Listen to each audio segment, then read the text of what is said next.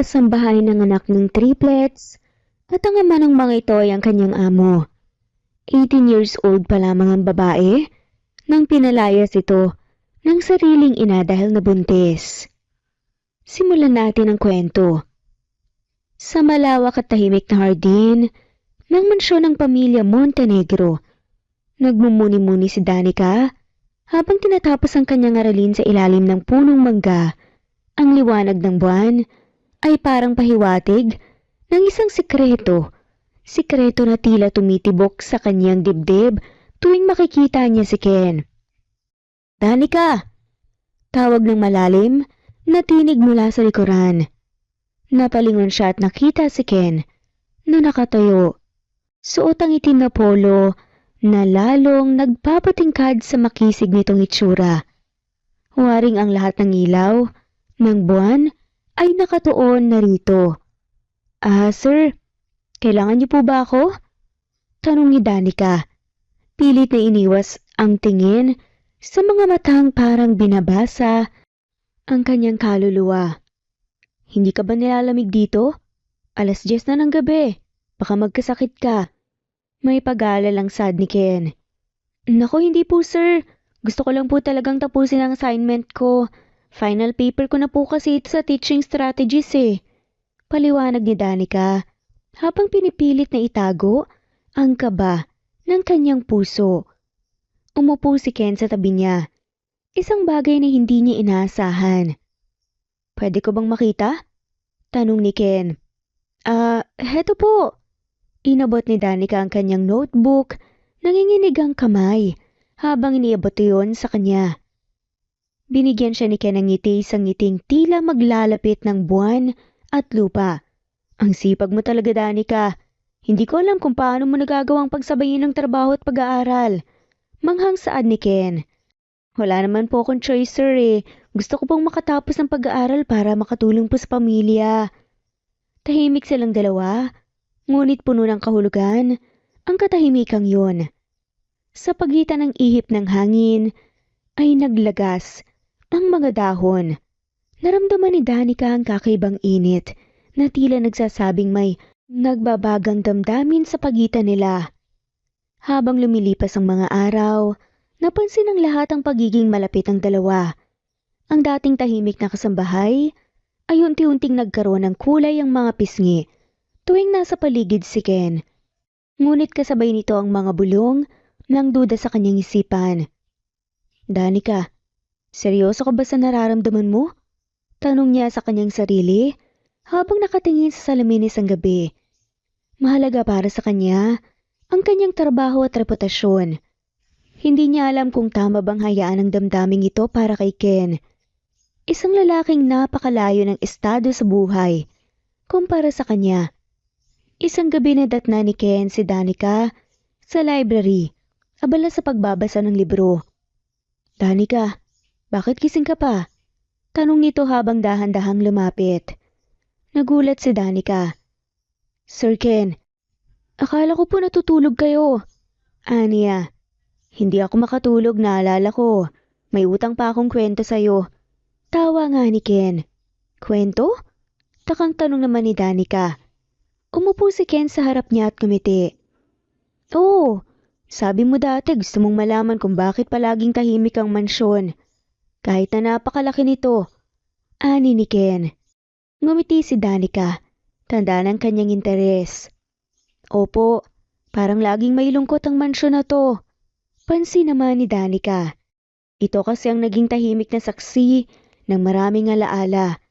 Ang mga magulang ko, bagamat mahal ang isa't isa, laging abala. Lumaki akong halos wala sila. Ang yaya ko ang nagpalaki sa akin. Tulad ng ginagawa mo ngayon. Para sa sarili mong pamilya. Naging malungkot ang boses ni Ken. Tahimik na nakinig si Danica. Ramdam ang bigat ng bawat salitang binibitawan ni Ken. At dahil dyan, natutunan kong magtiwala lang sa ilang tao. Pero ikaw, Danica, ikaw ang nagbago ng pananaw ko. Parang bigla akong naramdaman na hindi ko gustong maging mag-isa. Madamdaming wika ni Ken. Napalunok si Danica. Ang mga salitang iyon ay parang isang kumpisal na hindi niya alam kung paano tatanggapin. Sir Ken, aniya. Ngunit natigil siya nang bigla siyang hawakan ni Ken sa kamay. Danica, alam kong mali ito, pero hindi ko na kayang itago pa. Ikaw ang nagbibigay ng liwanag sa tahimik kong mundo. Mahal kita, at hindi ko alam kung kailan nagsimula. Pag-amin nga ni Ken. Hindi makapagsalita si Danica. Ang kanyang puso ay tila sasabog. Ngunit alam niyang kailangan niyang magdesisyon. Hindi makapaniwala si Danica na darating ang araw na to. Sir Ken, hindi ko pa alam ang sasabihin. Pero, totoo rin po ang nararamdaman ko para sa inyo. Kumakabog ang dibdib ni Danica nang aminin ang nararamdaman kay Ken. Ang kanilang relasyon ay naging lihim ngunit puno ng pagmamahalan. Sa kabila ng kanilang magkaibang mundo, pinilit nilang ipaglaban ang damdamin. Ngunit hindi lahat ng kwento ng pag-ibig ay walang pagsubok. Hindi inaasahan ni Danica ang sumunod na mangyari isang araw. Habang inaayos niya ang mesa sa dining room, narinig niyang tinatawag siya ni Mrs. Montenegro mula sa sala. Danica, pumarito ka nga. Malamig ang tono ng boses ng ginang na tila may pinipigil na galit. Lumapit si Danica. Nakayuko at naglalaro ang kaba sa kanyang dibdib. Sa tabi ng ina ay si Ken, nakatayo at mukhang handang depensahan ang sarili. Umupo ka, utos si Mrs. Montenegro. Tinuro ang upuan sa harap niya. Sumunod si Danica. Ngunit hindi maiwasang lingunin si Ken na sinuklian siya ng mapanatag na tingin. Anong ibig sabihin nito? Simula ng ginang hawak ang isang envelope na tila puno ng litrato. Sabihin mo sa akin anong ibig sabihin nito? Ibinagsak ni Mrs. Montenegro sa mesa at tumambad ang ilang kuhang litrato ni Danica at Ken. Mga sandaling lihim nilang pinagsaluhan sa hardin, sa library at sa kusina. Hindi alam ni Danica kung paano sasagot. Nanlamig ang kanyang katawan habang pinapanood si Mrs. Montenegro na halatang gigil na gigil. Bakit mo ginamit ang kabaitan ng anak ko para akitin siya? Akala mo ba hindi ko malalaman? Sigaw ni Mrs. Montenegro. Hindi totoo yan, Mama. Akong nagmahal kay Danica at hindi siya kailanman nangahas na gamitin o akitin ako. Biglang sumingit si Ken. Ken, tumahimik ka. Hindi mo naintindihan ang sinasabi ko. Ang babaeng ito, isang kasambahay. Ang lakas ng loob na akitin ka. Hindi mo ba naisip kung anong kahihiyan ang idudulot nito sa pamilya natin? Hysterical na bulalas nga ni Mrs. Montenegro. Humigpit ang panga ni Ken.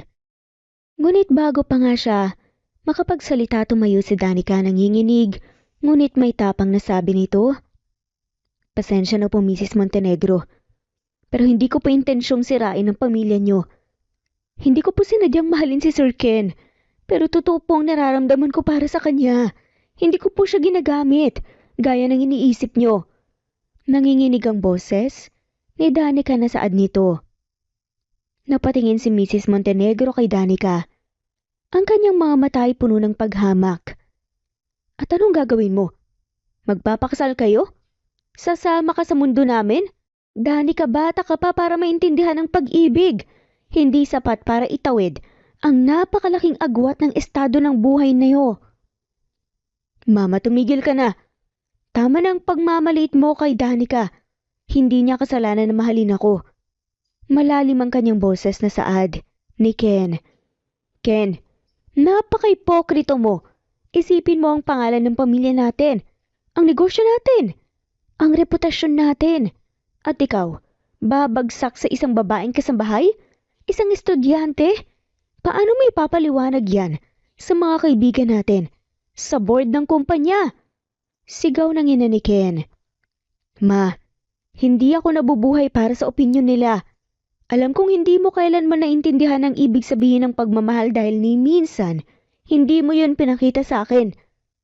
Hindi na nga napigilan pa ni Ken na sabihin yun. Napahinto si Mrs. Montenegro sa narinig. Ang sakit at galit sa tinig ng anak ay tila tinamaan ang kanyang puso, ngunit pilit niyang itinatago ang emosyon. Ken, lahat ng ginagawa ko ay para sa'yo at sa pamilyang to. Kaya kung sa tingin mo ay kaya mong sirain ang pangalan natin para sa isang babaeng tulad niya, hindi ko yun hahayaan. Mahinahon na saad nga ni Mrs. Montenegro. Kung ganun, hindi kita kailanman maintindihan. Sagot ni Ken ang bawat salita ay puno ng tapang. Dahil sa kabila ng lahat ng yaman at kapangyarihan natin, hindi mo naisip na ang tunay na mahalaga ay ang mga taong nagpapasaya sa akin. Si Danica, ang bumuo ng mundong matagal nang walang kulay para sa akin. At kung hindi mo kaya yung tanggapin, Mama, ako ang pipili, hindi ikaw. Mariin na sadaman ng lalaki at nanindigan nga talaga ito. Nanlaki mga mata ni Mrs. Montenegro sa sinabi ni Ken. Anong ibig sabihin nito? Iiwan mo ang lahat para sa kanya? Hindi makapaniwalang tanong ni Mrs. Montenegro. Kung yun lang ang paraan para may paglaban ko siya, oo. Sagot ni Ken. Seryoso at matatag. Hindi napigilan ni Danica ang kanyang mga luha. Hindi niya inaasahan na aabot sa ganito. Kalayo ang lahat. Sir Ken, wag na po. Ayoko pong masira ang relasyon niyo ng mama niyo nang dahil lang sa akin. Saad naman ni Danica. Danica, hindi mo kasalanan ang magpakatotoo. Wag mong pigilan. Sagot ni Ken at humarap sa kanya. Napabuntong hininga na nga lamang si Danica at hindi magawang tignan si Mrs. Montenegro. Puno ng tensyon at sakit ang pagitan ng mag-ina. Ngunit sa bawat pagkabigo, mas lumalim ang pagmamahalan ni Ken at Danica. Isang pagmamahal na handang suungin ang kahit na anong bagyo. Makalipas ang ilang araw, mula sa mainit na komprontasyon, sa sala, nanatiling tensyonado ang atmosfera sa loob ng mansyon. Si Mrs. Montenegro bagamat galit pa rin ay tila na pag-isip-isip ang mga salitang binitawan ng kanyang anak. Mahal niya si Ken at ayaw niyang tuluyang mawala ito sa kanyang piling. Isang umaga, habang tahimik na nagkakape si Mrs. Montenegro sa veranda, lumapit si Ken. Nasa mukha nito ang bahagyang pag-aalinlangan, ngunit determinado ang kanyang kilos. Mama, maaari ba tayong mag-usap ng maayos? Tanong ni Ken. Pilit na iniwas ang masyadong mapilit na tono. Tumingin si Mrs. Montenegro sa anak, ibinaba ang nasa kamay niyang kape at tumango. Sige anak, umupo ka. Pagkaupo ni Ken, napabuntong hininga siya. Ma, alam kong hindi mo gusto si Danica, pero sana maintindihan mo na hindi ko pinili ito ng basta-basta. Hindi niya ako inakit, mahal ko siya. Siya ang nagpapaligaya sa akin sa paraang hindi ko pa naranasan kahit kailan. Nanatiling tahimik si Mrs. Montenegro. Pinipigilan ng sarili na sumagot kaagad. Alam niyang bawat salitang bibitawan niya ay maaaring magsimula sa panibagong gulo. Sa halip sinubukan niyang intindihin ng anak. Ken, hindi ba't sinabi ko na sa iyo ang dahilan kung bakit tutulog ko sa inyong dalawa? Hindi ko gusto si Danica bilang tao. Sa totoo lang hanga ako sa sipag niya, oo. Pero anak, hindi madali ang mundong ginagalawan natin. Ang klase ng buhay na meron tayo, puno ng intriga, pagsubok, at matataas na inaasahan. Ayokong makita kang mahirapan. Mahabang paliwanag ng ina ni Ken. Ma, lahat ng yun kaya kong harapin. Ang hindi ko kakayanin ay ang piliting umiwas sa taong mahal ko. Dahil lang sa takot sa opinyon ng iba. Mariing saad ni Ken. Saglit na nagkaroon ng katahimikan. Nakatingin si Ken sa kanyang ina, habang si Mrs. Montenegro naman tila pinipilit intindihin ang hinanakit ng anak. Sa wakas nagsalita siya, mas malamlam ang tinig kesa sa inaasahan ni Ken. Ken, mahal kita bilang anak ko. At oo, kahit hindi ko gusto si Danica, mas mahalaga sa akin na hindi ka mapalayo sa akin ng tuluyan. Kung ito ang ikaliligaya mo, sige. Hindi ko hahadlangan ang relasyon niyo, pero wag mong asahan na magiging masaya ako tungkol dito. Dagdag pa nga nito. Hindi napigilan ni Ken ang pagluha. Hindi niya inaasahan ang desisyong ito mula sa kanyang ina. Salamat, Ma. Hindi ko inaasahan na bibitawan mo ang ganitong kondisyon. Pero nangangako kung gagawin ko ang lahat para patunayan sa'yo na karapat-dapat si Danica sa pagmamahal ko. Tumango si Mrs. Montenegro, ngunit hindi na nagsalita pa. Tumayo siya mula sa upuan at iniwan si Ken na nag-iisa. Sa mga sumunod na araw, sinimulan ni na Ken at Danica ang unti-unting pagtanggap sa bagong yugto ng kanilang relasyon. Bagamat malamig pa rin ang pakikitungo ni Mrs. Montenegro kay Danica, nagawa niyang panatilihing propesyonal ang kanilang ugnayan.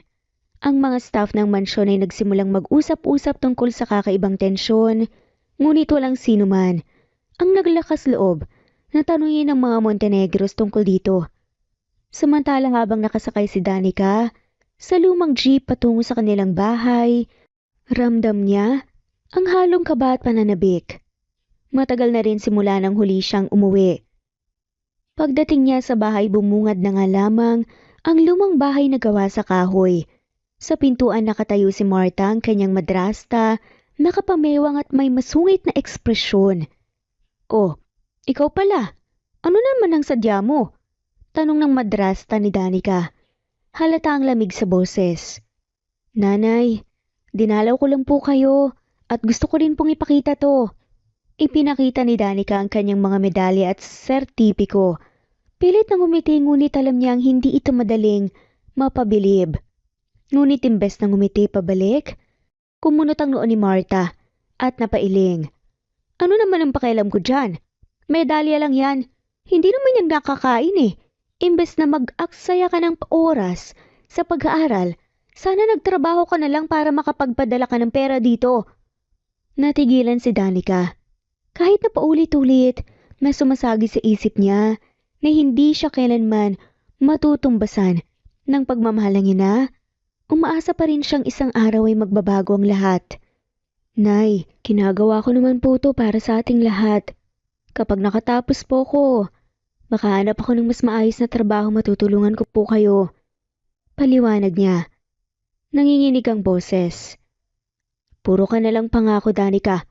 Ewan ko ba kung bakit pa kita pinatira dito. Hindi naman kita tunay na anak. Kaya huwag kang umasa na magiging proud ako sa'yo." Mariing sagot pa ni Marta bago ito tumalikod at pumasok sa bahay. Iniwang nakatayo si Danica sa harapan ng pintuan. Pilit pinipigil ni Danica ang kanyang luha. Ngunit sa loob niya ay bumabaha na nga ng sakit. Hindi niya inakala na kahit ang tagumpay niya, walang halaga sa inaakalang pamilya niya. Umupo siya sa isang lumang upuan sa gilid ng bahay. Pinapanood ang mga batang naglalaro sa lansangan. Hinahanap ang kaunting ligaya sa kabila ng nararamdamang bigat. Pagbalik ni Danica sa mansyon ng Montenegro, tahimik siya habang binubuksan ang pinto ng kanyang silid. Kinuha niya ang kanyang mga medalya at sertipiko.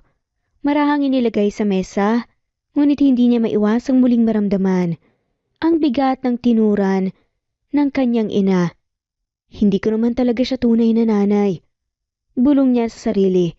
At sa wakas, bumigay ang kanyang mga luha. Tumakip siya ng unan sa kanyang mukha at umiyak. Pinakawala ng lahat ng sakit na matagal na nga niyang kinimkim. Hindi niya alam na si Ken ay nasa kabilang banda ng bahay, abala sa pakikipagpulong sa mga negosyante. Ngunit sa gitna ng kanilang seryosong pag-uusap tungkol sa isang bagong proyekto, biglang napansin ni Ken ang nawawala niyang atensyon. "Ken, are you still with us?" Tanong ng isa sa mga business partners, halatang nahalata ang pagka-distract ng lalaki. Nagpaumanhin na nga lamang si Ken at pilit na itinuon ang sarili sa diskusyon. Ngunit sa kabila ng kanyang pagsisikap, hindi niya maiwasang mapansin ang katahimikan sa mansyon na tila may kakaibang bigat. Sa wakas tumayo siya mula sa mesa. Hindi mapakali si Ken. "Excuse me, gentlemen. Something important has come up. Let's reschedule this meeting." Sabi nga niya bago mabilis na lumabas ng silid.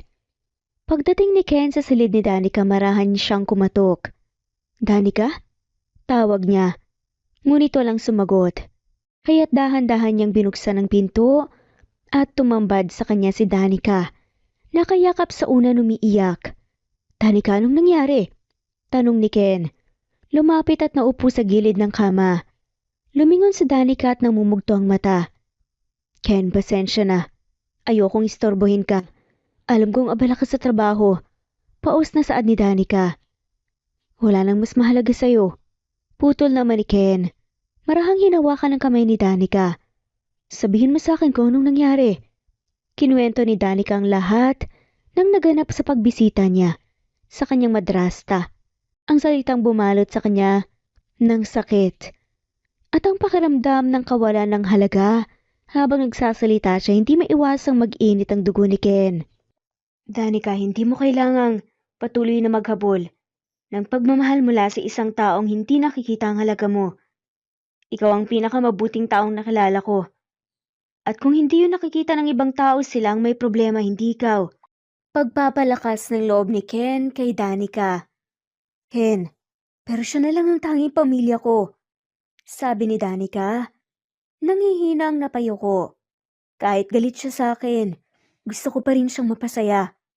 Lumuluhang dagdag pa nga ni Danica. Hinila ni Ken si Danica papalapit.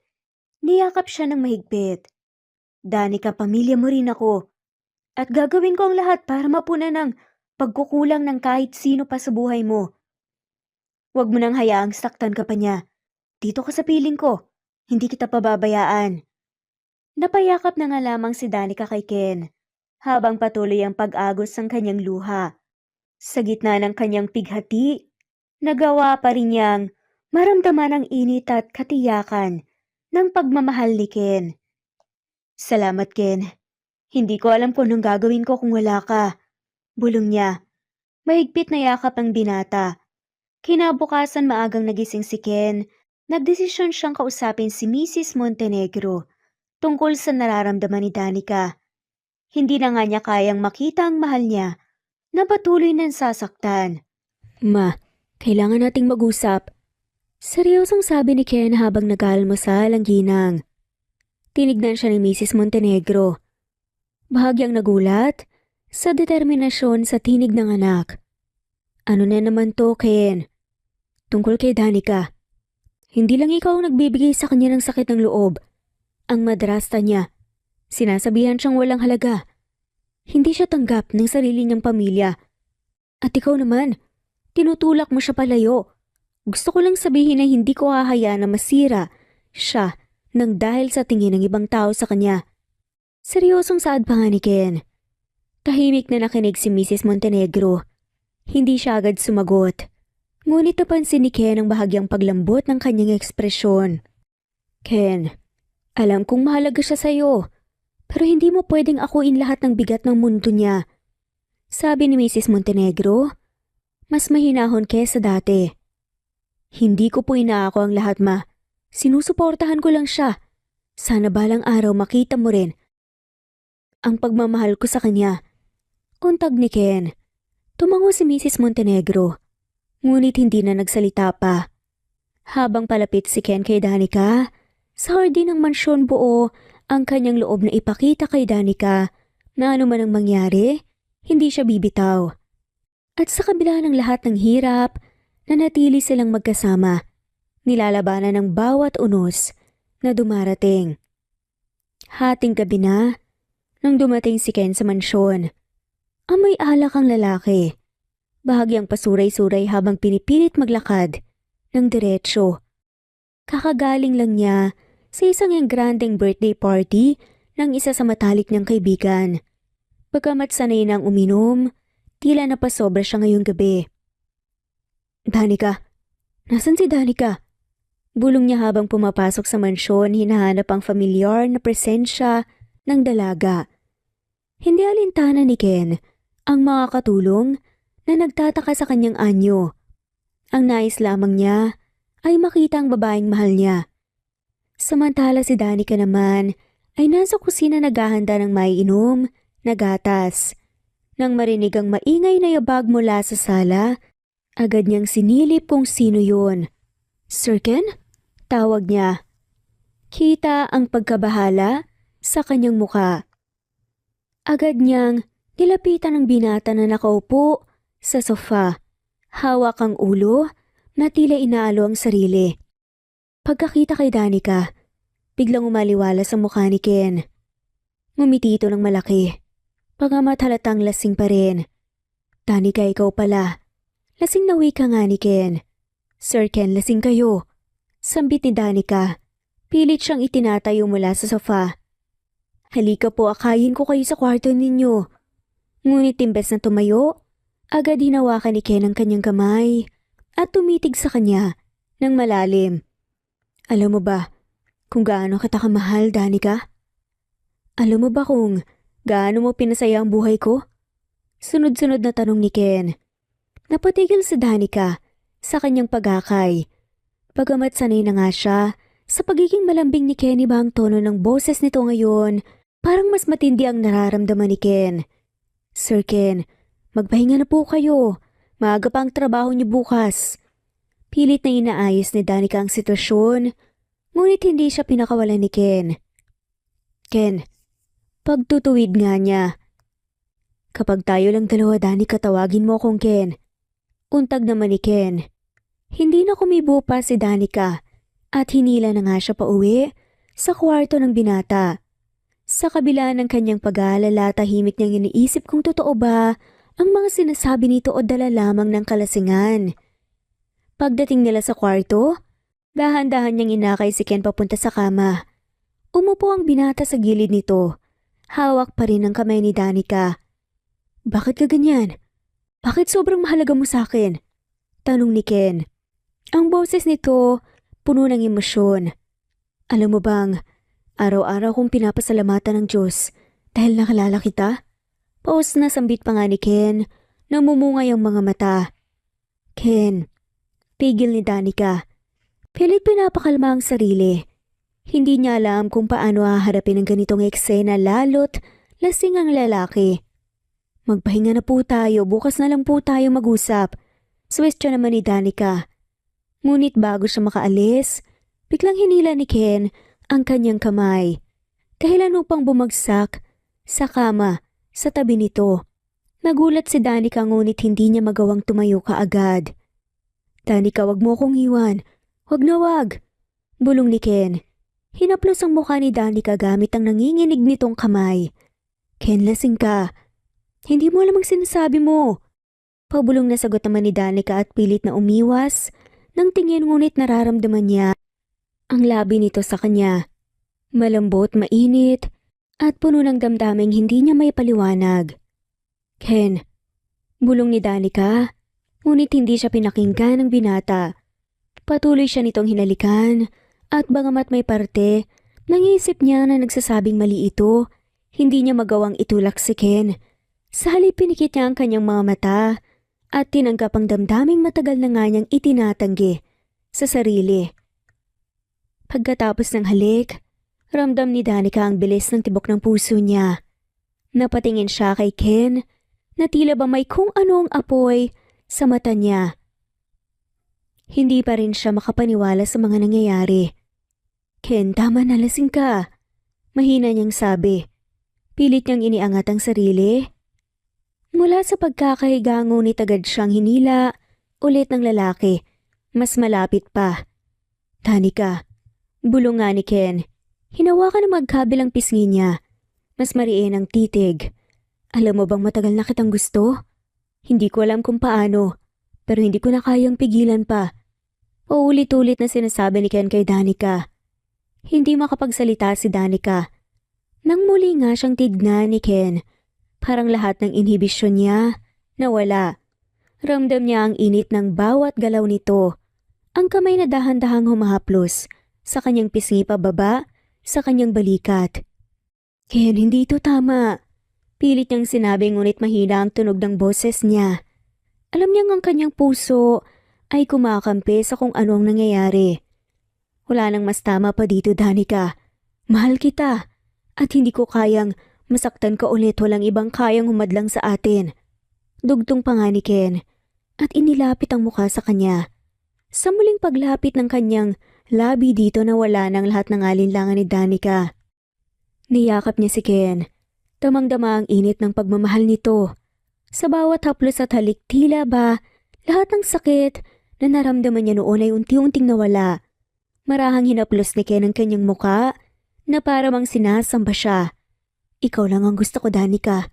Ikaw lang. Bulong nito at puno ng emosyon. Habang lumalalim ang gabi, ang bawat halik at yakap ay nagiging mas matindi. Ramdam ni Danica ang kabuuan ng pagmamahal ni Ken.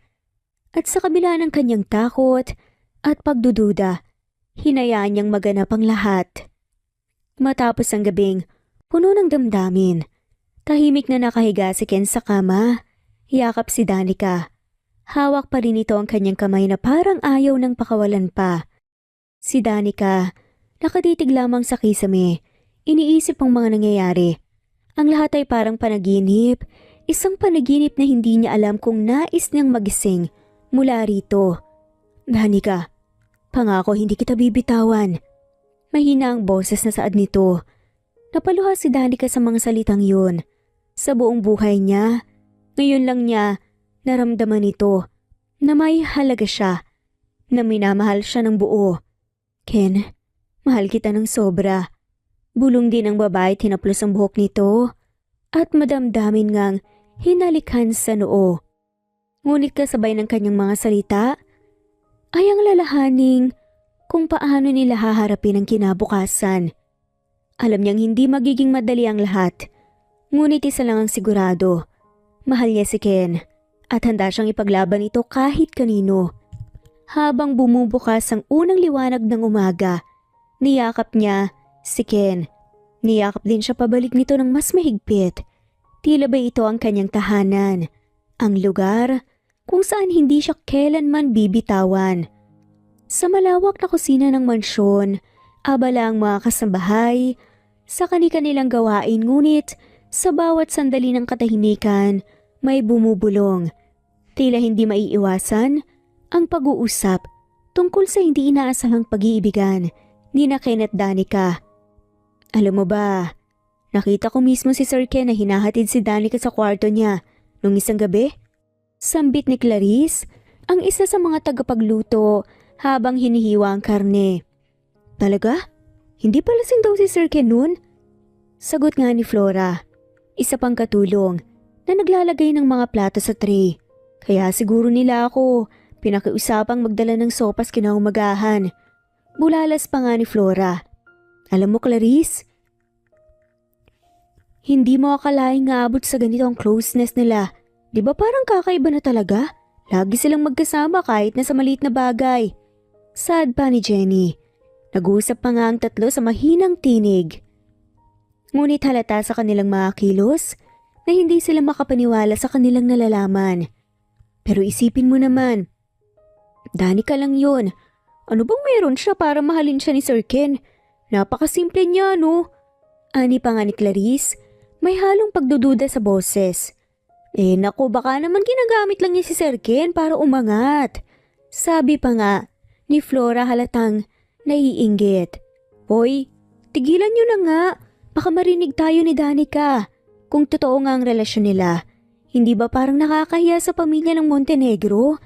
Ibig kong sabihin, si Sir Ken, para sa mga katulad niyang sosyal, hindi sa isang kasambahay lang. Komento ulit ni Jenny. Alam mo, Clarice, masyado ka namang judgmental. Hindi natin alam baka totoo talagang mahal ni Sir Ken si Danica. Nandoon ako nung kausap niya si Danica sa RD nung isang araw. At halatang halata sa kilos ni Sir Ken na seryoso siya talaga sa dalaga. Sambit pa nga ni Fiona. Pero hindi ba't parang imposible pa rin? Tanong ni Jenny.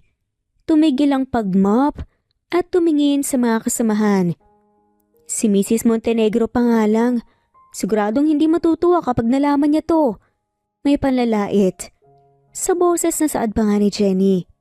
Baka nga sa mga oras na to, pinaplano na ni Madam kung paano sila paghihiwalayin eh. Sabi pa ng isa, ang hirap kay Danica pumasok sa relasyong siguradong komplikado. Habang patuloy sa usapan ng kasambahay, hindi nila napansin si Danica na tahimik Nakatayo sa gilid ng pintuan may daladalang tray ng pagkain. Narinig ang halos lahat ng sinabi nila.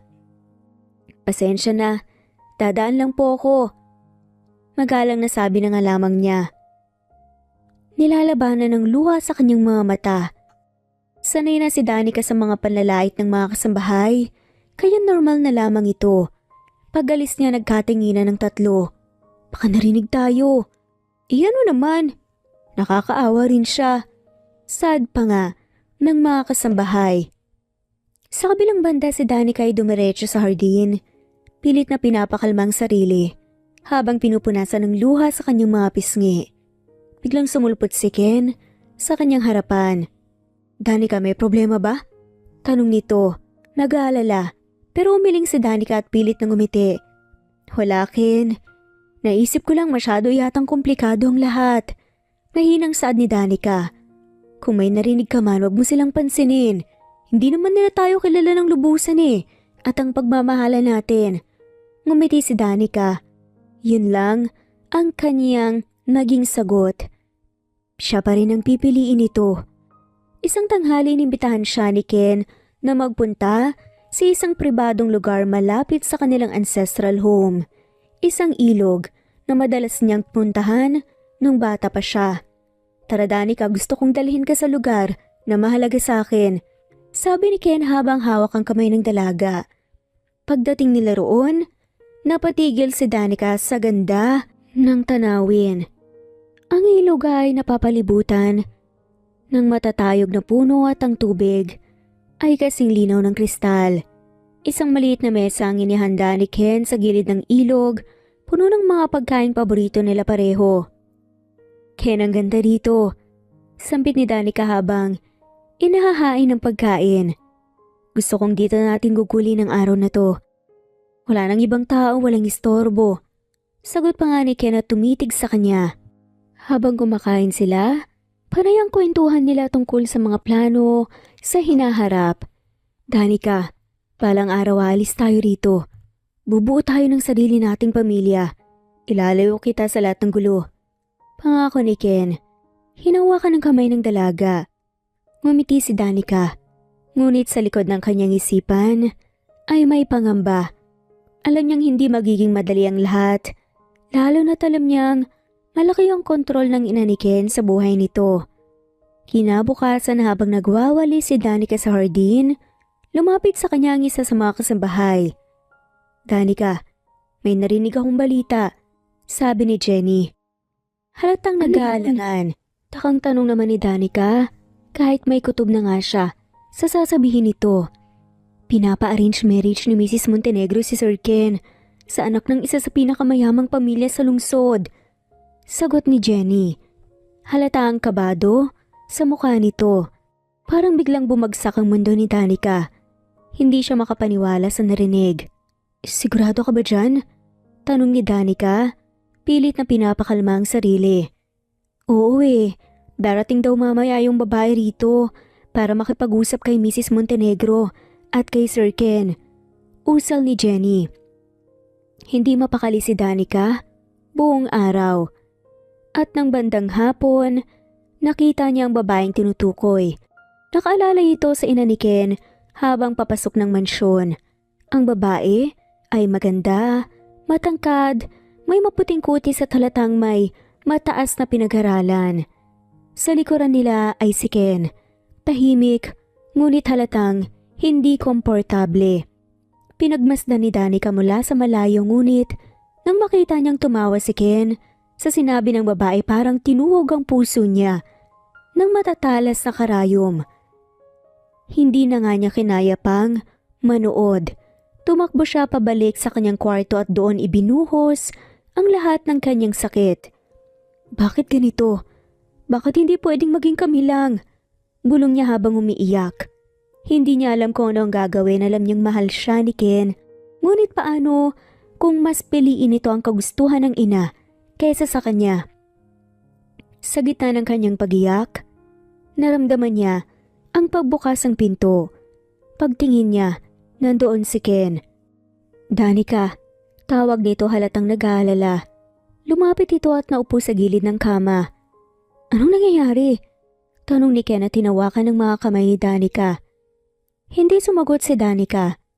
Pilit niyang tinatakpan ang kanyang mukha gamit ang unan. Danica, kausapin mo ko. Kung may narinig ka kanina, gusto kong malaman mo na wala akong pakialam sa kung ano ang gusto ng mama ko. Ikaw ang mahal ko at walang iba. Wika ni Ken. Pero Ken, paano kung magbago ang isip mo? Paano kung piliin mo siya dahil mas maganda, mas mayaman, at mas tanggap ng pamilya mo? Umiiyak na saad ni Danica. Hindi na napigilan. Hinawakan ni Ken ang kamay ni Danica at tumitig ito sa kanya ng seryoso. Hindi mangyayari yun, Danica. Kahit anong gawin nila, kahit anong sabihin nila, ikaw ang pipiliin ko. Mariing sadama ni Ken. Habang pinapahid ni Ken ang luha sa kanyang pisngi, dahan-dahang humupa ang sakit na nararamdaman ni Danica. Alam niyang hindi magiging madali ang laban na to, ngunit sa bawat salitang sinasabi ni Ken nararamdaman niya ang katotohanan ng pagmamahal nito sa kanya. Sa kalaliman ng gabi, si Ken at Danica ay magkasama sa loob ng kwarto ng lalaki. Ang mga mata ni Ken ay tila nag-aapoy sa pagmamahal habang marahang hinahaplos ang pisngi ni Danica. Danica, bulong ni Ken. Hawak ang kamay ng dalaga. Hindi ko kayang itagong nararamdaman ko. Mahal na mahal kita. Alam mo yan. At ipaparamdam ko yun sa'yo araw-araw. Dagdag pa nga ni Ken. Ngumiti si Danica ngunit may halong kaba sa kanyang puso. Nararamdaman niya ang init ng yakap ni Ken at sa bawat pagdikit ng kanilang balat parang nawawala ang lahat ng takot niya sa mundo. Ken, mahal kita. Sagot ni Danica. Bago siya hinila ng binata sa yakap nito. Hindi nila napigilan ang kanilang sarili. Ang halik ni Ken ay naging mas maalab at ang dalaga naman hindi na nagpumiglas pa.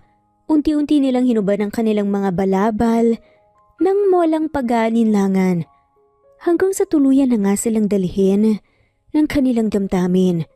Sa gabing yun, pinaramdam nila sa isa't isa ang kanilang nararamdamang pagmamahal nang walang alinlangan. Makaraan ng ilang linggo, napansin ni Danica ang pagbabago sa kanyang katawan. Madalas siyang masuka tuwing umaga at ang dati niyang paboritong pagkain ay bigla nga niyang inaayawan. Danica, okay ka lang ba? Tanong ni Ken nang mapansin niyang hindi kumakain ng dalaga ng paborito nitong sinigang. Ken, baka pagod lang ako. Pilit na sagot ni Danica. Ayaw magpahalata. Ngunit alam niyang hindi basta simpleng sakit ito. Dumating ng oras upang magpa-check up sa doktor. Kaya't napilitan siyang sabihin kay Ken na kailangan niyang magpatingin. Sa ospital, hawak ni Ken ang kamay ni Danica habang inihintay nila ang resulta ng pagsusuri. Tahimik lang si Ken, ngunit halata ang pag-aalala sa kanyang mga mata. Dok, ano pong resulta? Tanong ni Ken nang makita ang doktor na papalapit. Ngunit bago pa man makapagsalita ang doktor, dumating si Mrs. Montenegro. Nagulat si Ken sa pagdating nito. Ken, hayaan mo akong kumausap sa doktor. Gusto kong siguraduhin na maayos ang lagay ni Danica. Sabi nga ni Mrs. Montenegro na may formal na ngiti. Ngunit sa likod nito ay nagtatago pala ang tunay niyang intensyon. Nasa gilid lamang si Ken habang nag-uusap ang doktor at ang kanyang ina. Nang bumalik ito, ngumiti si Mrs. Montenegro sa kanila. Ayon sa doktor, may nakain ka lang na hindi maganda kaya ka nasusuka. Sabi nito kay Danica na may halong malamig na titig. Nagulat si Danica sa narinig. Alam niyang hindi totoo to. Pilit niyang binasa ang mga mata ng doktor. Ngunit tila natatakot ito kay Mrs. Montenegro. Mabuti naman kung wala kang malubhang sakit. Ipinagdarasal ko na maging maayos ka at nagpapasalamat na okay ka. Nakahinga ng maluwag na saad ni Ken sa nalaman. Habang nakayakap si Ken, tahimik na tumulo ang luha ni Danica. Hindi niya masabi ang totoo dahil takot siya kay Mrs. Montenegro. Sa huli, pilit niyang pinatahimik ang kanyang sarili kahit na labag sa kanyang kalooban. Matapos ang check-up, pinuntahan ni Mrs. Montenegro si Danica nang mag-isa habang nagpapahinga ito sa kwarto ng ospital. Alam kong buntis ka, Danica. Sabi nito ng diretsyo. Ang malamig na boses nito ang kanyang gamit, kaya parang may kutsilyong tumutusok sa puso ni Danica. Madam, paano niyo? Hindi natuloy ang sasabihin ni Danica sana nang sumabat si Mrs. Montenegro. Hindi na importante kung paano ko nalaman ang mahalaga, kailangan mong gawin ang tama. Umalis ka na sa buhay ng anak ko bago pa mahuli ang lahat. Marihing saad ni Mrs. Montenegro. Pero mahal namin ang isa't isa. Sagot ni Danica at pilit na pinipigilan ang panginginig ng kanyang boses. Mahal? Isang kasambahay ka lang, Danica. Ilang beses ko bang ipapamukha sa'yo? Matigas na sabi ni Mrs. Montenegro. Kung ipagpapatuloy mo ang relasyong to, mawawalan ka ng scholarship at sisiguraduhin kung mawawasak ang kinabukasan mo. Huwag mong kalain na kaya mong ipaglaban ang pagmamahal nyo at kalabanin kami. Nanlilisik ang mga mata na saad pa ni Mrs. Montenegro nang sabihin yon. Tumahimik si Danica. Ramdam niya ang bigat ng bawat salita ni Mrs. Montenegro. Alam niyang totoo ang banta nito at alam niyang wala nga siyang laban. Hindi mo ito sasabihin kay Ken. Sasabihin mong wala kang balak magtagal dito. Isang desisyon ang hinihintay ko mula sa'yo, Danica. Huwag kang magkamaling piliin ang maling daan. Nagbabanta na sa ni Mrs. Montenegro. Pagalis ni Mrs. Montenegro na natili si Danica sa kama. Umiiyak, nag-iisip. Mahal na mahal niya si Ken. Ngunit paano niya pipiliin ang sariling kaligayahan kung ang kapalit nito ay ang kanyang kinabukasan? Isang umaga, dumating si Ken sa kwarto ni Danica. Malungkot ang kanyang muka at ang mga mata ni Danica punong-puno ng pag-aalala. Danica, kailangan ko nang umalis. Pupunta akong ibang bansa upang tapusin ang mga business matters na hindi ko na kayang i-postpone pa. Ilang linggo lang naman, babalik ako kaagad. Pagpapagaan nga ni Ken ng loob ni Danica. Ang puso ni Danica ay parang tinutusok ng matalim na bagay. Alam niyang hindi madali para kay Ken ang desisyong to. Ngunit hindi niya maiwasang mag-alala. Ken, alam kong kailangan mong gawin yun at hihintayin kita, huwag kang mag-alala. Nakangiting saad naman ni Danica kahit gustuhin nitong makasama palagi si Ken. Dahil sa mga salitang yun, yumakap si Ken kay Danica ng mahigpit. Nagtagpo ang kanilang mga labi sa isang matamis at mahinahong halik. Ang kanilang halik ay puno ng pagmamahal at pangako. Pangako ng pag-asa na kahit malayo sila sa isa't isa, mananatili silang magkasama sa puso at isip. I love you, Danica. I'll be back soon and we'll build our future together. Sabi ni Ken. Mahal din kita. Malambing na saad nga ni Danica. Ang malamlam na araw ay nagbigay ng isang katahimikan sa mansyon ng Montenegro, ngunit sa loob ng mga pader ng bahay, ang tensyon ay patuloy na lumalala. Si Danica na nagsisikap pa ring mangyaring normal ang lahat. Nakaupo sa harap ng isang maliit ng salamin, tinatangka niyang makapaghanda para sa araw na yun. Ang mga sakit na nararamdaman mula sa kanyang tiyan hindi na nagbago. Ngunit sa kabila nito, nagpupumilit siyang magpanggap na walang problema. Hindi niya inaasahang may mangyayaring kakaiba ngayong araw. Nang biglang bumukas ang pinto ng kanyang kwarto, narinig niya ang malakas na tinig ni Mrs. Montenegro mula sa hagdan. Danica, bakit hindi ka pa lumalabas? Hindi ka ba nahihiya sa sarili mo? Sigaw nito. Mabilis na nagtayo si Danica, ngunit bago pa man siya makapagsalita, humarap na si Mrs. Montenegro sa kanya at ang mga mata nito ay puno ng galit. Hindi ka ba nahihiya? Pinapayagan mo lang ang anak ko na mawala ng tamang landas dahil sa'yo. Wala ka namang silbi kung maghasik ng kalokohan dito sa bahay. Bulyaw ni Mrs. Montenegro. Wala nang ibang nais ipaliwanag si Danica, kaya tumahimik na nga lamang siya. Ngunit hindi yun ang katapusan ng kanilang usapan. Biglang isang familiar na tinig ang umabot sa kanyang pandinig. Isang babae na may mas mataas na tono ng boses ang nagpakita sa pintuan. Tama nga po, Mama. Sabi ng babae na pumasok sa kwarto. Kung hindi man lang kayang kontrolin ng sarili, mas mabuti pang wala nang maaksaya pang oras sa kanya. Mataray na sadang babae.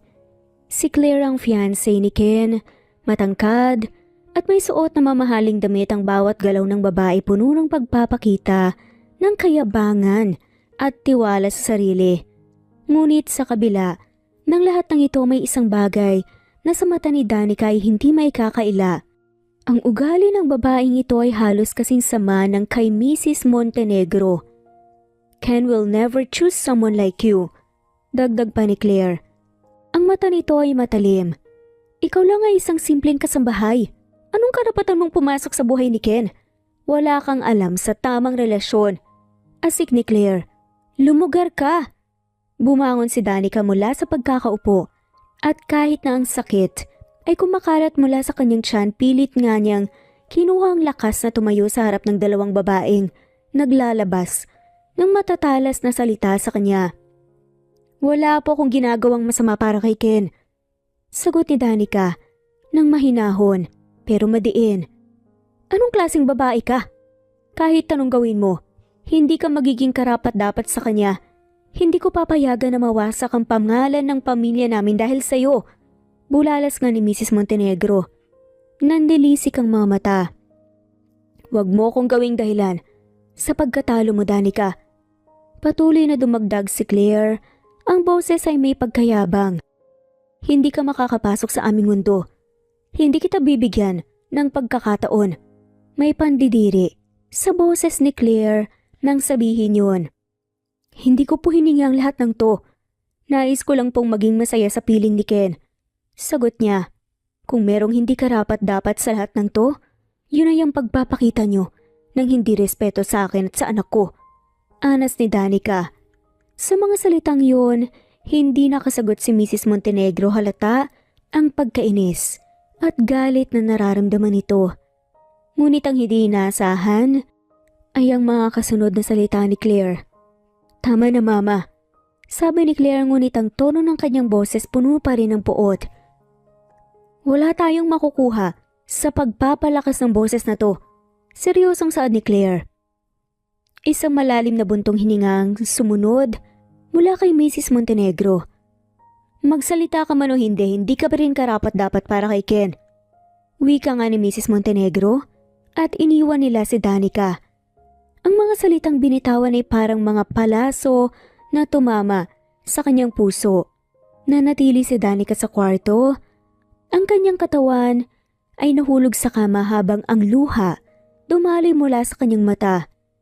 Hating-hati ang puso, hindi lamang dahil sa mga salita ng ina ni Ken at ang babaeng si Claire, kundi dahil naramdaman niyang ang laban ng kanilang sinusuong ay magiging mas mahirap kesa sa inaasahan.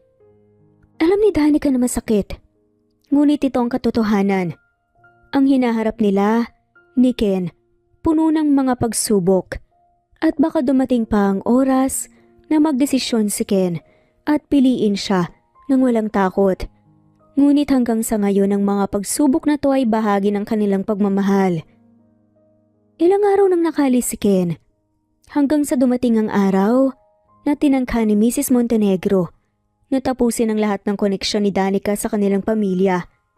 Habang abala si Danica sa paglilinis ng kwarto, dumating ang mga tauhan ni Mrs. Montenegro, dala ang isang malaking kahon. Danica, kailangan mong umalis, sabi ng isa sa mga tauhan ni Mrs. Montenegro na may malupit na tono. Ang mga gamit mo nasa labas na. Nagugulhan si Danica. Ano pong ibig mong sabihin? Hindi ba't nagkausap kami ni Ken na babalik siya at hihintayin ko siya? Sadama ni Danica, ngunit ang mga mata niya puno ng pagdududa. Walang alam si Madam sa mga pangako ng anak niya, sagot ang tauhan.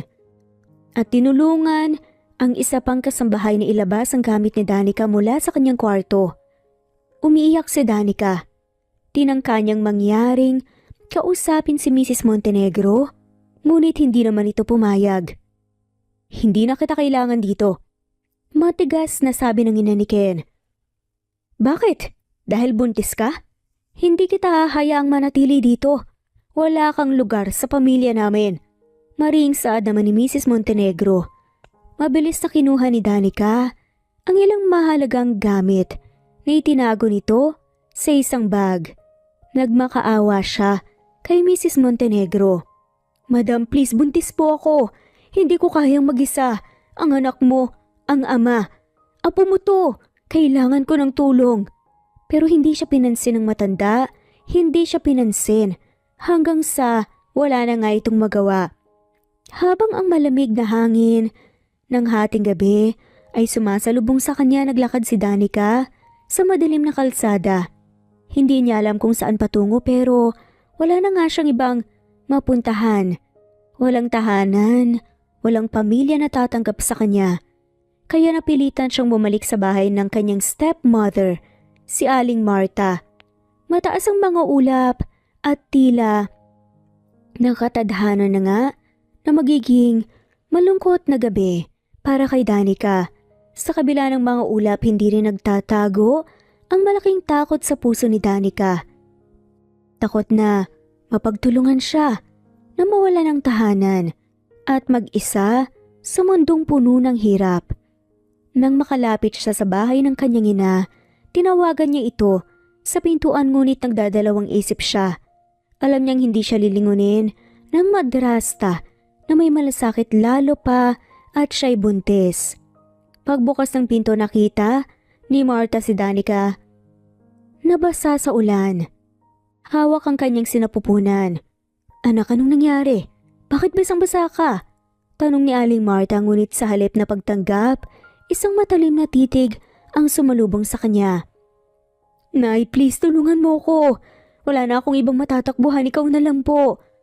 Maluhaluhang pakiusap ni Danica habang nanginginig sa lamig. Nag-aatubili si Marta at ang kanyang mga mata nagbago ng ekspresyon nang makita ang laki ng tiyan ni Danica. Hindi makatakas kay Marta ang malaking umbok ng tiyan ng kanyang stepdaughter. Hindi niya matanggap ang katotohanan na buntis si Danica. "Anong ginawa mong kalokohan, Danica?" Galit na tanong ni Marta, ang mga mata'y kumikislap sa galit. "Hindi ba't sinabi ko sa'yo na huwag mong hayaan ang sarili mong maligaw sa maling daan? Nag-aaral ka, di ba? Nagpabuntis ka?" Buliyaw ng madrasta ni Danica. "Nay, mahal ko po si Ken. Hindi po ako basta-bastang nagpabuntis. Patawarin niyo po ako. Please, hindi ko alam kung anong mangyayari sa akin." Pakiusap ni Danica. "Kung mahal mo si Ken, bakit hindi mo inisip ang kinabukasan mo? Kung hindi kita pinalaki, saan ka na ngayon?" Sigaw ni Marta. At tumalikod siya. Hindi na kayang itago pa ni Danica ang malasakit at sakit na nararamdaman. "Pasensya na po, hindi ko po sinasadya," sagot ni Danica habang dahan-dahang umiyak. Hawak ang kanyang tiyan. Nag-aalala para sa buhay ng kanyang anak. Tumayo si Marta at sa isang iglap lumabas ng bahay at pinalo ang pinto. "Hindi ko kayang tanggapin to, Danica. Walang ibang mag-aalaga sa'yo kundi ikaw lang. Umalis ka na." Pagtatakwil nga dito. Ang bawat salita ni Aling Marta ay parang tinusok si Danica ng mga matalim na tinik. Alam niyang walang ibang magmamahal sa kanya kundi ang kanyang anak. Pero ang sitwasyon ay nagpapabigat sa kanyang pakiramdam. Alam niyang malupit ang buhay, ngunit hindi siya nagkaroon ng pagkakataong mag-ihip ng hangin, ng saya. Umiiyak na naglakad si Danica sa kalsada. Ang mga ulap na tila nagpapalungkot palalo sa kanyang kalagayan habang hawak ang kanyang tiyan. Ang mga alon ng kalungkutan at pangungulila ay nagsimulang magdulot ng matinding sakit sa puso niya. Ang mga tao sa kanyang paligid ay tila abala sa kanilang sariling buhay. Ngunit siya, si Danica, ay walang matakbuhan. Nag-iisa lamang siya. Ilang oras ang lumipas at si Danica ay nakaluhod sa ilalim ng isang puno. Ang ulan ay hindi na nga titigil. Sa kabila ng lahat ng nangyari, hindi niya kayang itago ang mga luha. Isa lang ang umiikot sa kanyang isipan. Ang tanong na, ano na ang mangyayari sa akin? Nangihinang nag-isip siya tungkol sa lahat ng naganap. Ang kanyang buhay, ang kanyang mga pangarap, at ang kanyang kasalukuyang kalagayan. Sa kabila ng mga pasakit at paghihirap, isang bagay ang napagtanto ni Danica. Hindi siya dapat mawala ng pag-asa. Hindi siya dapat magpatalo sa mundong puno ng pagsubok. Tama ba yung desisyon ko? Tanong ni Danica sa sarili habang hinahaplos ang kanyang tiyan. Pati ba naman ang buhay ko? Pati ang anak ko masisira na lang? Ang mga tanong na ito ay patuloy na nagpapahirap sa kanya. Ngunit sa kabila ng lahat ng to, napagtanto niya na meron pa nga siyang pagkakataon para baguhin ang kanyang kapalaran. Isa akong babae, isa akong ina. Hindi ako pwedeng basta sumuko na lamang. Hindi ko pwedeng hayaang magmukhang mahina. Bulong ni Danica sa sarili. Ang kanyang mga mata ay matalim, puno ng determinasyon. Hindi ko na kailangan humingi ng tawad para sa mga desisyon ko. Hindi ko na kailangan pa ng approval ng iba. Ako na lang magpapasaya sa kung ano man ang tama para sa aking anak. Mahinang sambit ni Danica sa sarili. Habang binabaybay niya, ang gabing yun, napansin niya ang tahimik na daan na tila nagpapakita ng liwanag sa kabila ng dilim. Sa kabila ng lahat ng kalungkutan at pagkatalo, nagdesisyon si Danica na tumayo at magpatuloy kahit na inaapi siya. Ang ulan ay unti-unting humina, ngunit ang kanyang mga hakbang ay mas matatag kesa kailanman. Ang landas na tinatahak niya, hindi na madilim, kundi puno ng posibilidad. Hindi na nga siya takot na dalagang walang alam sa buhay. Ngayon, isa na siyang mas pinalakas na ina. Isang babae na kayang magsakripisyo para sa kanyang anak. Bumangon si Danica at naglakad papalayo mula sa puno. Ang kanyang mga mata naglalaman ng tapang at determinasyon. Ang halaga ko, hindi nakasalalay sa ibang tao. Sabi ni Danica sa kanyang sarili. Nasa akin ang kapangyarihan na baguhin ang lahat. Dagdag pa niya. Habang naglalakad, tahimik na tinitignan ng madilim na kalsada. Isang tao ang dumaan at mabilis niyang naramdaman ang presensya.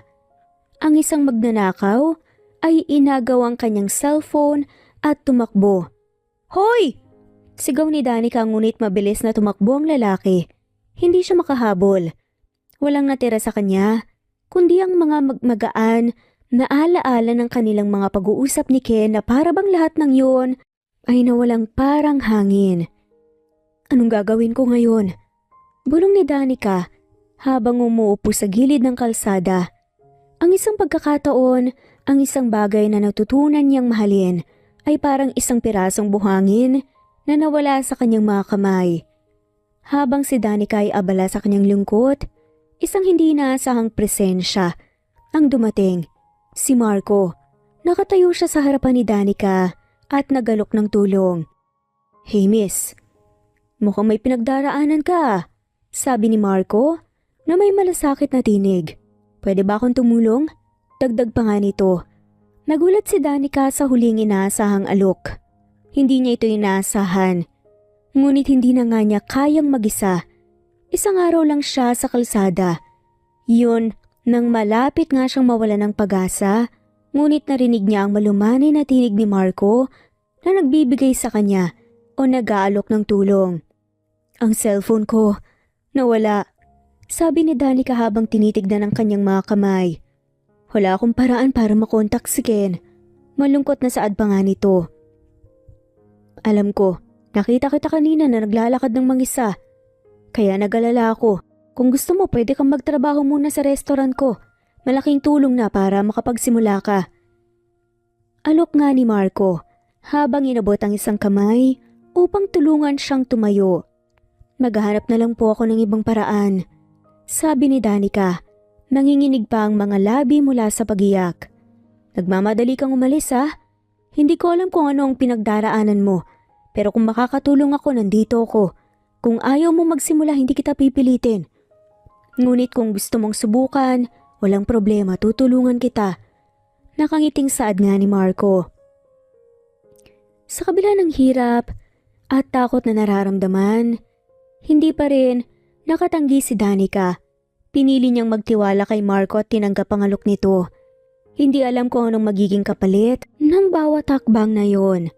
So una nahirapan si Danica sa pagiging bagong empleyado sa restaurant. Ang mga kasamahan niyang workers, hindi naging magaan ang pakikitungo. Ang mga tingin nila kay Danica, puno ng pag-uusig. At palaging may mga masasakit na salita na lumalabas sa kanilang bibig. Ang bagal mo! Narinig ni Danica mula sa isang kasamahan habang nag-aayos siya ng pinggan. Wala ka bang alam? Dagdag pa nga ng isa. Ang tigas ng ulo mo, ginugulo mo lang lahat. Kahit ang mga customers nagagalit. Bakit parang hindi mo alam ang ginagawa mo? Isang customer ang suminghal. Hindi na ako babalik dito kung ganito palagi ang serbisyo. Lahat ng yun ay parang isang mabigat na bato na dumapo sa kanyang dibdib. Tumulo ang mga luha ni Danica ngunit pinilit niyang hindi magpakita ng kahinaan. Alam niyang ang pagiging malakas ang tanging paraan upang makalampas siya sa lahat ng mga pagsubok. Isang hapon, habang nagtatrabaho si Danica, narinig ni Marco ang nangyayari. Tumungo si Marco sa kusina at nakita ang lahat ng nangyari. Enough! Sigaw ni Marco. Ang galit sa mga mata ay kumikislap. Hindi ko kayang makita na ginuguluhan niyo siya. Kung may problema kayo kay Danica akong haharap. Hindi siya na nag-iisa lamang. Galit na saad nga ni Marco. Nagulat ang mga kasamahan ni Danica at pati na nga rin ang customer na naroon. Sir, pasensya na po. Kasi nga baguhan siya. Sad na nga lamang ng worker at wala nang nagawa pa. Walang rason para itaboy si Danica. Kung mayroon mang mali, tuturuan ko siya. Kaya't itigil niyo na ang panunukso at pagtataray. Dahil kayo, matagal na kayo dito, siya nag-uumpisa pa lang. Konting konsiderasyon naman. Galit na sigaw ni Marco. Nakita ni Danica ang pagbabago sa mga tingin ng mga kasamahan. At unti-unti, naramdaman na nga niya na hindi siya nag-iisa. Nakita niya ang pagnanais ni Marco na mapabuti siya. Kaya't mas pinagbuklod ang loob nila. Marco, salamat. Hindi ko alam kung paano ko magagampanan ng lahat ng to kung wala ka. Malungkot na saad ni Danica. Danica, ito lang ang kayang gawin ko. Hindi ka nag-iisa, okay? Humingi ka ng tulong sa akin kung kinakailangan. Dugtong ni Marco. Ngumiti si Danica at sa kabila ng pagsubok naramdaman nga niyang muling nagbabalik ang liwanag sa kanyang buhay. Hindi niya alam kung anong darating na bukas. Ngunit may mga tao pa rin pala na may malasakit sa kanya at ito ang magbibigay sa kanya ng lakas para magpatuloy. Lumipas ang 7 buwan mula nang magdusa si Danica sa mga masasakit na alaala ng mansyon ng Montenegro. Ang sinapupunan niya ngayon malaki na. Sa nakaraang buwan si Marco ang naging matalik niyang kaibigan. Isang taong laging nandyan para suportahan siya. Ngunit alam ni Danica na may ibang pagmamahal si Marco. Hindi lang ito simpleng pagkakaibigan, ramdam niya ang pagnanasa nitong akuin ang responsibilidad bilang ama ng dinadala niyang anak. Danica, alam kong mahirap ang pinagdaraanan mo pero gusto kong malaman mo na handa akong akuin ang lahat. Ikaw, ang anak mo. Ani ni Marco. Natigilan si Danica. Kitang-kita sa mga mata ni Marco ang sinseridad. Ngunit bago pa nga siya makasagot, isang hindi inaasahang pangyayari ang gumulantang sa kanila. Biglang tumigil ang isang itim na SUV sa gilid ng daan. Ilang lalaki na nakaitim ang bumaba, mga bodyguards. Napatingin si Danica, nagtataka kung sinong dumating. Ngunit ang mga hakbang ng isang familiar na figura ang nagpatigil sa ganyang mundo. Walang iba kundi si Ken. Nakatayo na nga ito sa harapan ni Danica. Hawak ang isang malalim na emosyon sa mga mata. Danica, mahina nitong sambit. Isang hakbang pa, niyakap niya ang dalaga ng mahigpit. Ilang buwan na kitang hinahanap. Hindi ko matanggap ang ginawa sa iyo ni Mama at ni Claire. Sobra ako nagalit sa kanila. Bakit hindi mo malang sinabi sa akin? Alam mo bang hindi ko kayang mawala ka?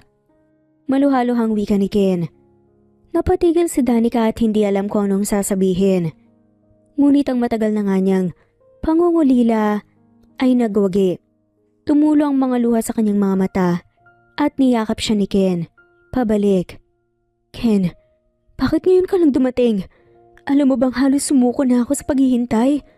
Garalgal na dugtong ni Danica. Hinaplos ni Ken ang mukha ni Danica puno ng pagsisisi. I'm sorry Danica. Pinaglaruan ako ng mama ko at ni Claire. Sinabi nilang hindi ka raw nagmamalasakit sa relasyon natin. Iniwan mo ko at pinagtaksilan. Ngunit hindi ako naniniwala at hinanap kita. Sambit ni Ken. Pumasok si Ken at si Danica sa loob ng restaurant upang makapag-usap ng maayos. Nakaupo sila sa isang sulok malapit sa lalaki habang tahimik na nanonood si Marco mula sa likod ng counter. Ang damdamin ni Marco ay magkahalong saya para kay Danica at lungkot para sa kanyang sariling nararamdaman. Danica, seryosong sabi ni Ken, hawak ang kamay ng dalaga. Hindi ko hahayaang maulit ang nangyari noon. Handa akong kalabanin ng kahit na sino, kahit ang mama ko. Gusto ko nang maging ama sa anak natin at higit sa lahat gusto ko nang maging asawa mo. Dagdag ni Ken. Nagulat si Danica sa sinabi ni Ken. Hindi nga niya inasahan ang biglaang pagbabago nito ngunit ramdam niya ang sinseridad sa boses niya. Ken, hindi ko alam kung anong sasabihin ko. Ang daming nangyari. Napakahirap ng mga pinagdaanan ko. Paano kung may mangyari ulit? Tanong pa nga ni Danica. Tumayo si Ken at lumuhod sa harapan ni Danica. Hawak pa rin ang kanyang kamay. Danica, patawarin mo ko. Hindi ko mababawi ang mga nasaktan kang araw. Pero sisiguraduhin kong wala nang mananakit pa sa'yo mula ngayon. Pangako nga ni Ken. Habang nag-uusap ang dalawa, hindi na napigilan ni Marco ang sarili. Lumapit siya sa mesa. Hawak ang tray ng mga inumin. Sa kanyang mata ay may halong kaba at determinasyon. Excuse me, Ken. Alam kong may pinagsamahan kayo ni Danica pero gusto ko lang ipaalam sa'yo na nandito ako nung wala ka. Ako ang sumuporta sa kanya nung iniwan mo siya. Saad nga ni Marco na may bahid ng alalahanin. Nagkatinginan sina Ken at Marco. Ang tensyon sa pagitan nila ay ramdam ng lahat sa loob ng restaurant. Marco, tama? Ani nga ni Ken nang matandaan ang lalaki. Tumayo si Ken mula sa pagkakaluhod. Walang ibang mas mahalaga sa akin kundi si Danica at ang magiging anak namin. Huwag kang mag-alala. Babawi ako sa lahat ng pagkukulang ko sa kanila. Seryoso at tila nagsiselos na saad naman ni Ken. Kung ano man ang desisyon mo, Danica, susuportahan kita. Nakangiting saad naman ni Marco kahit nadudurog na ang puso habang nakatingin kay Danica at Ken. Sa huli nagdesisyon si Danica, nabigyan muli ng pagkakataon si Ken. Ang kanilang pagkikita ay puno ng luha, saya at pag-asa. Ngunit sa likod ng lahat, naroon pa rin ang pangamba. Alam niyang marami pa nga silang haharaping pagsubok ngunit sa piling ni Ken naramdaman nga niyang kaya nilang lagpasan ang lahat. Habang yakap-yakap ni Ken si Danica, nanood si Marco mula sa malayo. Hindi niya maiwasang masaktan. Ngunit alam niya ang kaligayahan ni Danica ang mas mahalaga. Danica, huwag kang mag-alala. Magsisimula tayo ulit. Magkasama nating haharapin ang lahat. Malumanay na wika ni Ken. Ngumiti si Danica at sa kabila ng lahat ng kanilang pinagdaanan, naramdaman niyang may iliwanag sa kanilang hinaharap. Sa pagbalik ni Ken sa buhay ni Danica, unti-unti na nga niyang nalalaman ang buong kwento ng mga pinagdaanan nito. Isang gabing magkasama sila. Sa isang maliit na kwarto sa itaas ng restaurant, napansin ni Ken ang lungkot sa mga mata ni Danica. Ramdam niya ang bigat ng puso nito. Danica, sabihin mo sa akin ang lahat. Pakiusap ni Ken. Hawak ang mga kamay ni Danica. Hindi ko alam kung paano ko haharapin ang lahat ng to kung hindi ko malalaman ang sakit na pinagdaanan mo. Napayo ko si Danica. Pinipigilan ang pag-iyak. Ngunit nang makita ang sinseridad sa mga mata ni Ken, unti-unti niyang binuksan ang kanyang sarili. Ken, simula ni Danica, nanginginig ang boses. Nung pinalayas ako ng mama mo, hindi ko alam kung saan ako pupunta. Basang-basa ako ng ulan, habang pasan ko ang bata sa sinapupunan ko. Wala akong pera, wala akong matatakbuhan, kaya napilitan akong bumalik sa bahay ng stepmother ko. Kwento ni Danica. Pero imbes na tanggapin niya ako, pinalayas din niya ako. Tinakwil. Sinabi niyang wala akong kwenta. na hindi ko kaya ang buhay na pinili ko. Hindi ko alam kung anong gagawin ko noon. Ang sakit-sakit, Ken. Pakiramdam ko noon mag-isa lang ako. Halos maiyak na nga ang lalaki dahil alam niya na mahirap ang pinagdaanan ni Danica. Bakit hindi mo ko hinanap? Bakit hindi mo ko sinubukang tawagan? Tanong ni Ken. Wala akong cellphone na nakaw. Sad pa nga nito. Tumayo si Ken at naglakad pabalik-balik sa kwarto halatang galit ito, ngunit hindi sa dalaga. Danica, hindi ko mapapatawad ang sarili ko. Dapat hindi kita iniwan. Dapat hindi ako pumayag na kontrolin nila ang buhay ko. Marina, sad ni Ken. Lumapit siya kay Danica at niyakap ito ng mahigpit. Patawarin mo ko, Danica. Ngayon lang ako dumating. Patawarin mo ko dahil hindi kita naprotektahan. Pero simula ngayon ako na ang bahala sa lahat. Niyakap ni Danica si Ken pabalik at sa kanilang yakapan naramdaman nga niya ang init ng pagmamahal nito. Nailabas lahat ng kanilang pangungulila para sa isa't isa. Ken, sa totoo lang wala naman akong galit sa iyo eh. Ang totoo mas nangingibabaw ang tuwa ako dahil bumalik ka. May ngiti sa labi ni Danica. Huwag kang mag-alala. Sagot nga ni Ken at hinalikan ang noo ni Danica. Basta magkasama tayo, kaya nating harapin ang lahat. Kinabukasan, hindi na nag-aksaya pa ng oras si Ken. Tumungo siya sa bahay ng stepmother ni Danica kasama ang 2 bodyguard. Nang kumatok siya sa pinto, halatang nagulat ito. Anong ginagawa mo rito? Malamig na tanong ni Martha. Diretsong tumingin si Ken sa babae. Gusto ko lang linawin ang isang bagay. Bakit mo nagawang itakwil ang sarili mong anak? Seryosong tanong ni Ken. Napatigil si Martha. Ngunit bago pa siya makapagsalita, nagpatuloy si Ken. Alam ko na hindi perpekto si Danica pero walang karapatang gawin mo sa kanya ang ginawa mo. Hindi mo man lang iniisip ang pinagdaraanan niya. Mag-isa, buntis, at walang matakbuhan. Pahayag nga ni Ken. Hindi ko alam, Ken. Siguro galit ako. Siguro nasaktan din ako. Naputol nga ang salita ni Martha. Hindi ba tungkulin mo bilang magulang na protektahan siya? Patawarin niyo ako. Alam kong mali ako. Pero anong magagawa ko? Ang hirap ng buhay. At sa tingin ko nun, pabigat lang siya. Huminga ng malalim si Ken. Huwag kang mag-alala. Hindi ko gustong pahirapan ka dahil alam kong hindi yun magugustuhan ni Danica. Dahil dalisay ang puso niya. Pero ang hinihingi ko, humingi ka ng tawad sa kanya. Mariing saad ni Ken. Tumalikod si Ken. At iniwan na nga lamang itong nag-iisip. Nang umuwi nga si Ken, sa maliit na kwarto kung saan natutulog si Danica, naabutan niya itong nakaidlip sa kama. Tahimik niyang pinagmasdan ng dalaga, ang malaking tiyan nito at ang mga pagbabago sa katawan na dinala ng pagbubuntis. Lumapit siya. Dahan-dahang naupo sa gilid ng kama at hinaplos ang tiyan ni Danica. At napangiti. Magiging ama na ako at sisiguraduhin kong mararamdaman niyo ang pagmamahal ko kahit ano pa ang mangyari. Ngisi nga. Nasaad nito, nakita nga si Ken na nakatitig naman sa kanya. Anong iniisip mo? Tanong tuloy ni Danica. Iniisip ko lang, napakapalad ko na magiging ama ako ng anak mo. Nakangiting saad ni Ken. Napangiti si Danica at sa kauna-unahang pagkakataon matapos ang maraming buwan, naramdaman niya ang katiwasayan ng kanyang puso. Sa piling ni Ken, tila may pag-asa pa nga sa kabila ng lahat. Tahimik si Ken habang nakaupo sa tabi ni Danica. Hawak niya ang kamay nito habang hinihintay ang pagsusuri. Ramdam ni Danica ang kaba sa bawat galaw ni Ken at kahit siya rin ay kinakabahan at pilit niyang nginitian ito upang ipakita ang lakas ng loob. Ken, kakayanin natin to, di ba? Mahinang sabi pa ni Danica. Mahigpit na hinawakan ni Ken ang kanyang kamay at ngumiti. Hindi lang natin kakayanin. Gagawin natin ang lahat para maging okay ang anak natin, ang buhay natin. Seryosong ngunit kinakabahan na saad ni Ken. Dumating ang doktor. Dala ang ultrasound machine. Habang sinisimula ng proseso na puno ng tensyon ng kwarto, tahimik na nakatingin si Ken sa monitor. Habang si Danica ay halos hindi makahinga sa kaba. Ito na.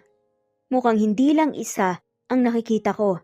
Danica, Ken, 3 ang pinagbubuntis nyo. Triplets!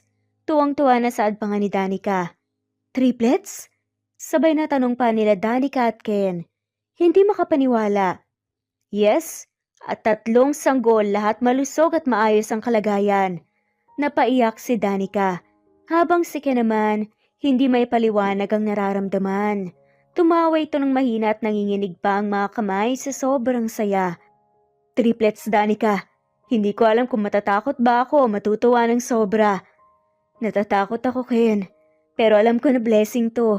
Hindi naman tayo bibigyan ng blessing na hindi natin kakayaning panindigan, diba? 3 agad? Paano natin nagawa to? Naluluha pa nga na saad ni Danica at pinahid naman yun ni Ken. Niyakap ni Danica si Ken habang ang doktor tahimik na ngumiti. Pinapayagan silang namnamin ang sandaling yun. Habang lumilipas ang buwan, mas lalo pang naging malapit sina Ken at Danica. Naglaan si Ken ng oras upang siguraduhing maayos ang kalagayan ng pamilya niya. Bumawi siya. Ang kulit ng mga anak natin. Mukhang magiging masigla ang buhay natin ah. Nakangiting saad nito. Oo nga, sana hindi sila masyadong makulit tulad ng tatay nila. Humahagik-gik na sabi nga nito. Dumating ang araw na hinihintay nila. Madaling araw, nang maramdaman ni Danica ang pananakit ng tiyan niya, agad na isinugod ito sa ospital. Puno naman ng pagmamadali at kaba si Ken. Danica, nandito lang ako. Huminga ka, mahal, kaya mo to. Pagpapalakas nito ng loob. Ayos lang ako, Ken. Pero wag mo akong iiwan ha. Umiling-iling naman ang lalaki. Hindi mangyayari yan. Kaya mo to, mahal, konti na lang. Sad nga nito habang humiiri ang babae. Sa huli narinig na nga nila sa wakas ang unang pag-iyak ng kanilang mga sanggol. Una, pangalawa, 3. Napaiyak si Ken habang pinagmamasdan ang 3 maliliit na nilalang sa kanilang harapan. Danica, ang gaganda nila. May anak na tayo, 3 kaagad. Masayang saad ni Ken. Bagamat pagod at pawisan, ngumiti si Danica. Oo nga, Ken. Ang pamilya natin kumpleto na at lumalaki na. Habang nakahiga si Danica sa kama, pinagmamasdan ni Ken ang 3 sanggol na mahimbing na natutulog sa crib. Tumabi siya kay Danica at hinawakan ang kamay nito. Salamat, Danica. Salamat sa pagbibigay sa akin ng ganitong klaseng kaligayahan. Mahinahon na saad ni Ken. Ikaw ang dahilan kung bakit kinaya ko ang lahat. Salamat din sa'yo. Malambing na saad nga ni Danica. Yumuko si Ken. Hinalikan si Danica sa labi at muling tumingin sa kanilang mga anak. Simula ngayon, gagawin ko ang lahat para protektahan kayo. Wala nang makakapaghiwalay pa sa atin. Puno ng determinasyon na saad ni Ken. At sa gabing yun, habang hawak-hawak nila ang kanilang mga anak, naramdaman nila ang kapayapaan na matagal nilang hinahanap. Bagamat puno ng pagsubok ang nakaraan, nagsisimula na ang bagong yugto sa kanilang buhay, ang pagiging isang malaking pamilya.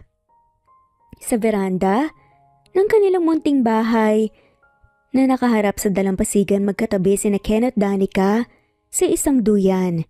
Banayad ang simoy ng hangin at ang tunog ng alon ay parang musika sa kanilang tahimik na mundo.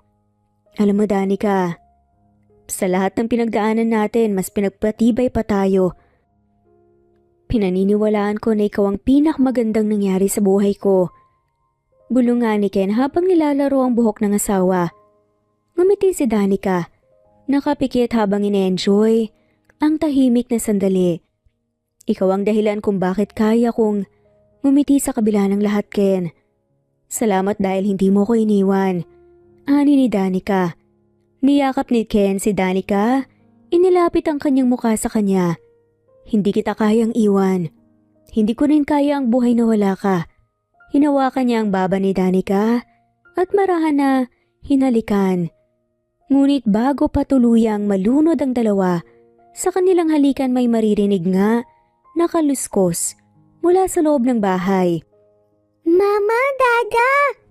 Sigaw nga ng 3 magkakaibang tinig. Biglang lumabas ang 3 makukulit na bata mula sa pintuan. tumatakbo patungo kina Danica at Ken. Si Dan, ang panganay, ang naunang umakyat sa duyan at yumakap kay Danica.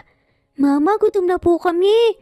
Sigaw ni Dan sabay ngiti na nagpapakita ng kulang-kulang nga niyang ngipin. Napaka-cute. Hindi po gutom. Gusto lang po namin umupo dito kasama po ni Mama at Dada. Kontra ni Kan, ang gitna habang hawak-hawak ang paborito niyang laruan, nakahoy na eroplano. Samantala si Nick naman ang bunso ay tahimik na sumampa rin sa duyan. Nakatingin siya kay Danica, hawak ang maliit niyang kumot. Mama, gusto ko po ng yakap. Natawa si Ken habang pinapanood ang mga anak. Danica, mukhang hindi tayo pwedeng maging sweet kapag nandyan ang mga makukulit na to. Halika na nga, ang bigat mo na anak, para kang si dada mo. Sabi ni Danica habang binubuhat si Nick at pinapaupo sa kanyang kandungan. Mama, hindi ako bigat. Protesta ni Nick, nakasimangot ngunit agad ding umiti nang halikan nga siya ni Danica sa pisngi.